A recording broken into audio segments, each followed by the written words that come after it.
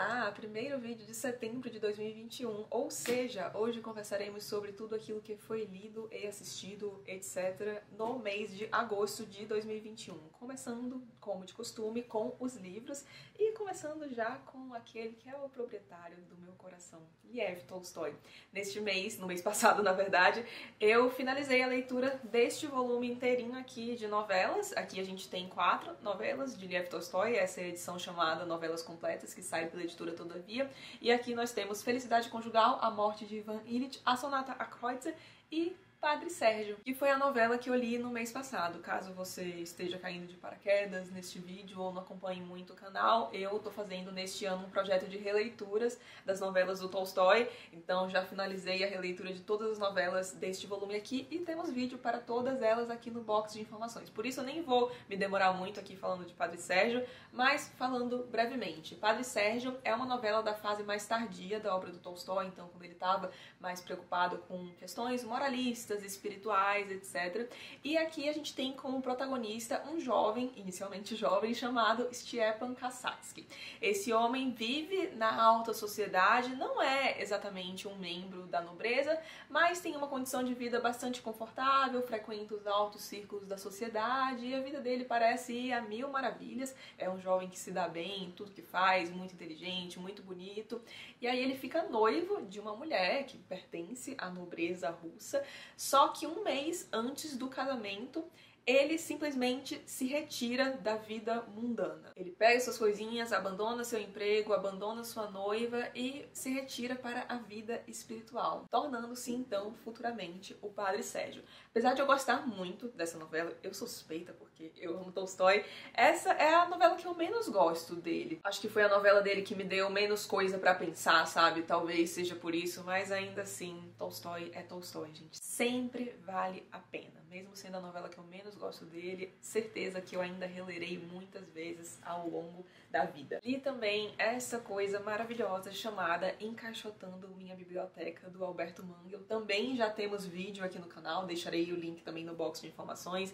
Um vídeo bastante longo, aliás, eu fico impressionada às vezes com a minha capacidade de fazer vídeos longos para livros tão pequenininhos. Mas em minha defesa, este aqui é um daqueles clássicos casos de tamanho não é documento. Apesar de ser pequenininho, Mangel coloca a gente pra pensar sobre um monte de coisa. Compartilhei lá no vídeo com vocês várias coisas sobre as quais eu refleti após a leitura desse livro aqui. Ai, maravilhoso. E resumidamente, qual que é a proposta deste livro aqui? O Mangel tinha uma biblioteca com apenas 35 mil volumes, sim, 35 mil livros num mesmo lugar.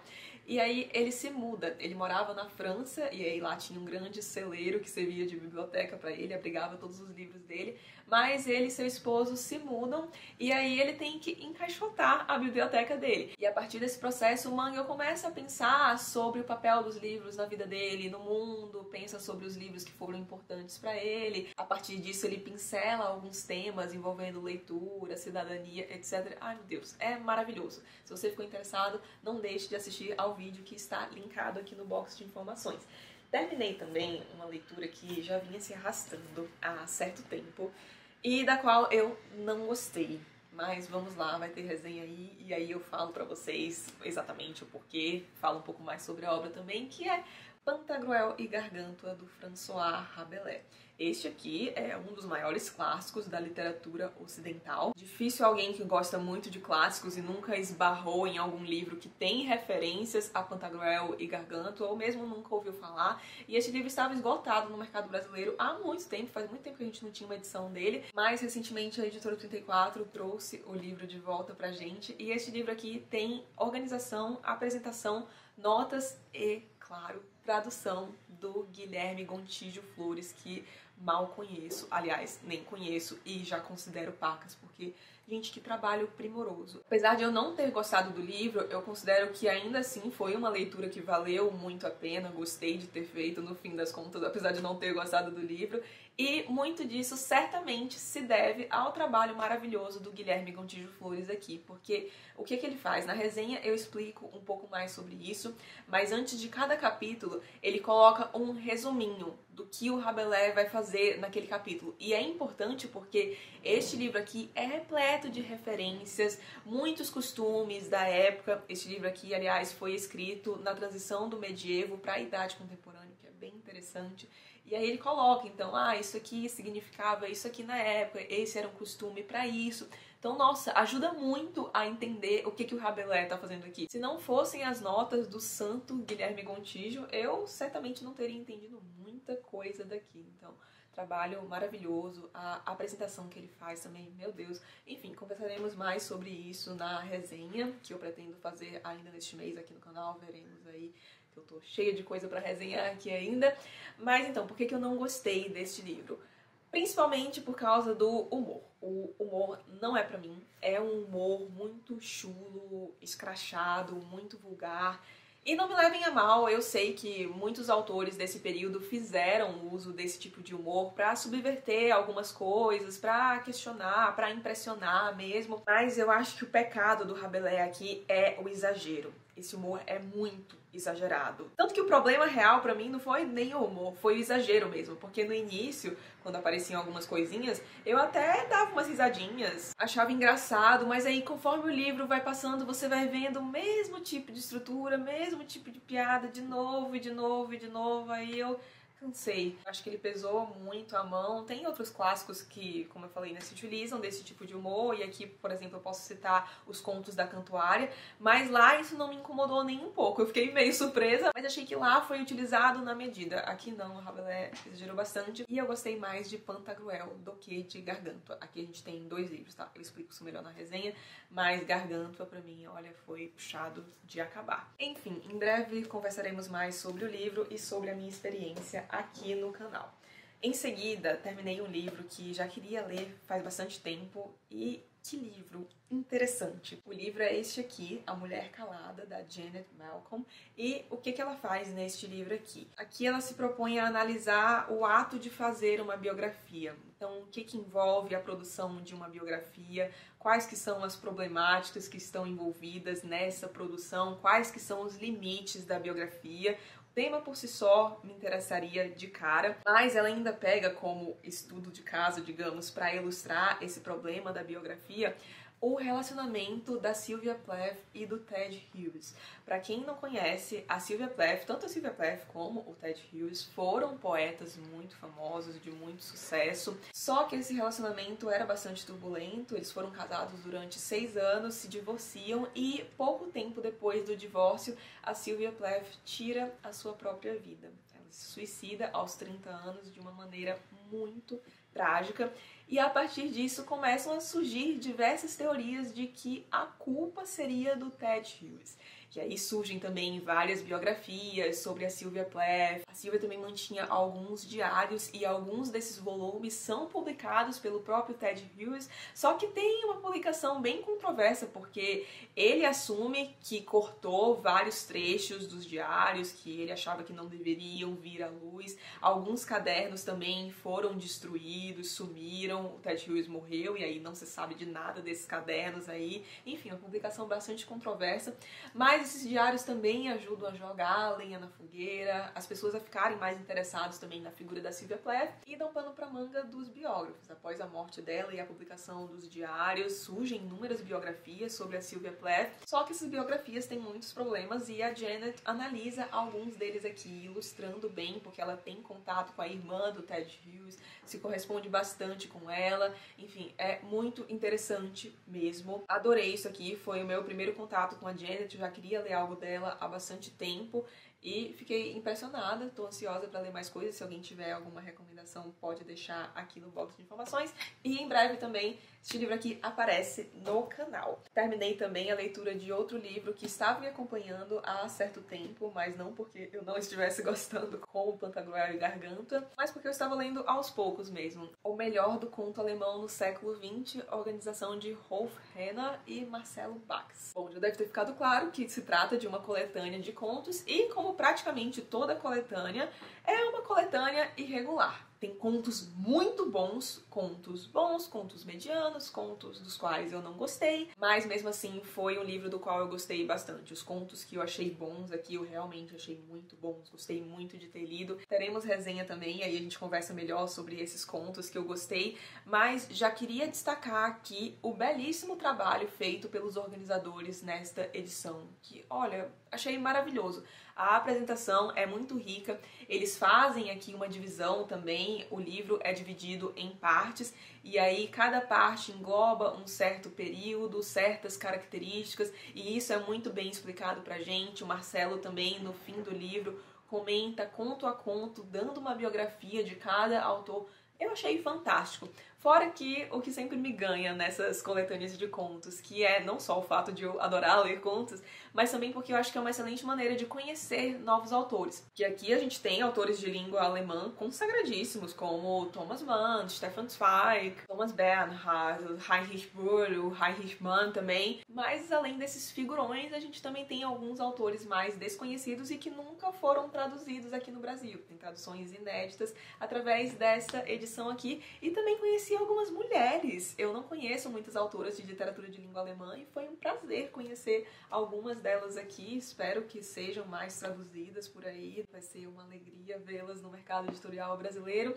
Enfim, gostei bastante do livro, apesar de ser uma coletânea, como eu disse, irregular. Para quem gosta de contos e para quem gosta de literatura de língua alemã, isso aqui vale muito a pena. Pois bem, essas foram as coisas que eu li no mês de agosto. Agora peguei o meu celular aqui para falarmos das coisas que eu assisti no mês passado. Gente, eu não sei se vocês estão com essa impressão, mas eu queria muito assistir a mais filmes, porque faz um tempo que eu não tô assistindo filmes como eu assistia antes, não sei porquê, acho que muito por causa da pandemia, porque eu gostava muito de ir ao cinema assistir filmes. Eu gosto muito da experiência do cinema e desde o início da pandemia eu não tenho assistido a tantos filmes assim, mas muito se deve também, eu não sei se vocês têm essa impressão de que vocês já viram todos os filmes bons que estão em catálogo nos streamings. Não sei, eu abro o Amazon Prime, a gente assina HBO também, a gente também assina Netflix, Disney Plus, e eu abro, olho e fico, gente, eu acho que tudo de bom eu já vi. Vocês têm essa impressão também? Estou contando toda essa ladainha aqui pra vocês pra justificar algumas escolhas deste mês.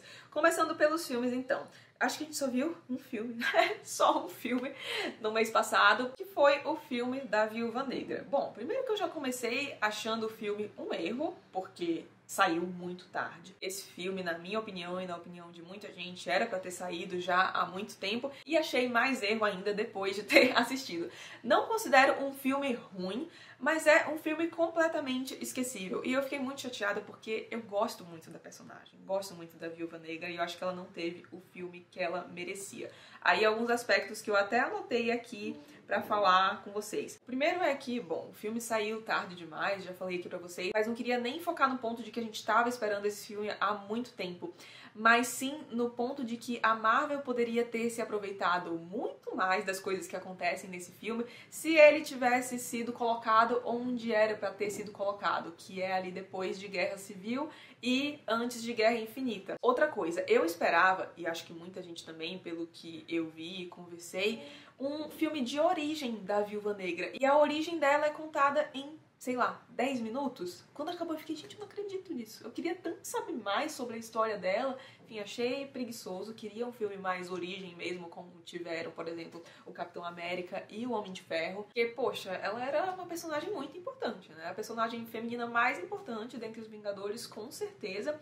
Aí teve aquela trama familiar também que eu achei péssima, nossa, não vendeu nem um pouco pra mim. Em relação às crianças ainda deu até pra acreditar, porque era a família que elas conheciam, mas em relação aos adultos eu não comprei nem um pouquinho. E outro ponto que eu queria ressaltar, e aí não vai ser spoiler, tá? Eu vou comentar bem por cima, aquele robô que imita os movimentos, eu achei que aquilo foi mal aproveitado demais. Davam pra ter feito um negócio muito melhor com aquilo e achei pouco. Enfim, filme completamente esquecível. Agora vamos para seriados e documentários.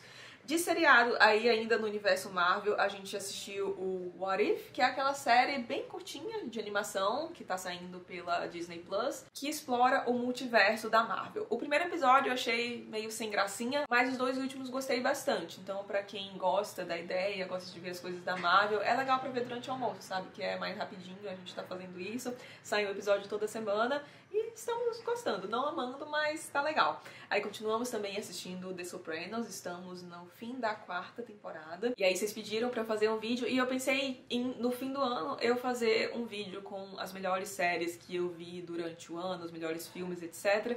E aí eu posso falar de The Sopranos lá, acho que fica melhor.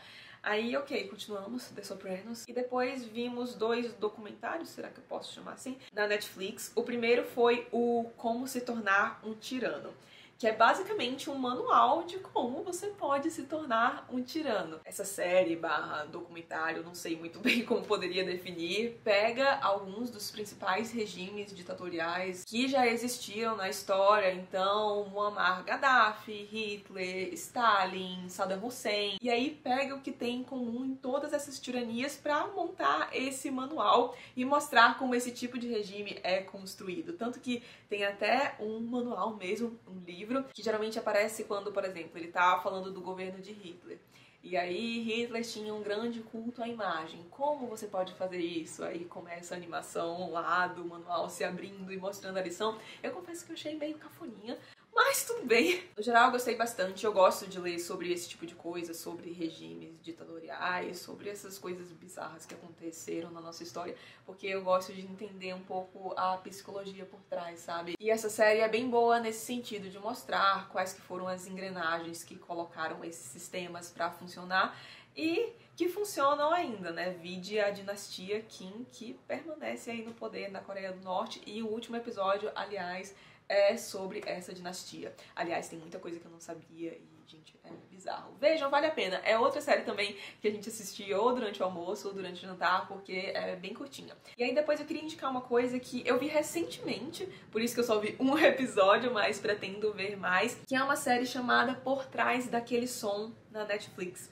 Quem achou foi o Endre, e aí ele colocou lá na nossa listinha da Netflix. Aí eu tava procurando alguma coisa pra assistir, achei aquilo e achei interessante porque eu vi que tinha um episódio contando sobre a história de When You Were Young, do The Killers. Eu amo essa música. Na minha opinião, é a melhor música do The Killers disparado. Eu sei que muita gente aí vai falar que é Mr. Brightside, é a mais conhecida deles, né? Com certeza. Mas When You Were Young tem o meu coração. É uma música muito nostálgica pra mim. Conheci quando eu tinha tipo uns 12 anos, jogava Guitar Hero lá, Guitar Hero 3, Legends of Rock, quem lembra, gente? Isso mudou meu gosto musical no nível. Mas então conheci lá e desde então essa música embalou muitos momentos bons da minha vida. E aí o que que eles fazem, né? Mas então, voltando pra série. Lá eles fazem isso, contar a história por trás de grandes músicas. Como que a ideia surgiu, quais que foram os primeiros acordes, como que foi mixagem, a produção, a história de determinadas músicas mesmo. Aí eu adorei o episódio do The Killers, tem alguns outros lá que me interessam também, que aí eu vou ver e quem sabe a gente comenta também aí no mês que vem. Mas pra quem gosta de música e gosta desses aspectos, de entender um pouco mais sobre como as músicas que a gente ama foram feitas, vale a pena dar uma olhada nessa série. E foi isso que rolou no mês passado. Como sempre, fiquem à vontade para compartilhar aqui nos comentários o que vocês viram, leram no mês passado e gostaram mais. Eu sempre pego muitas dicas aqui com vocês. E não se esqueçam de deixar um like caso tenham gostado do vídeo e de se inscrever no canal caso não sejam inscritos ainda. Um grande beijo e até o próximo vídeo!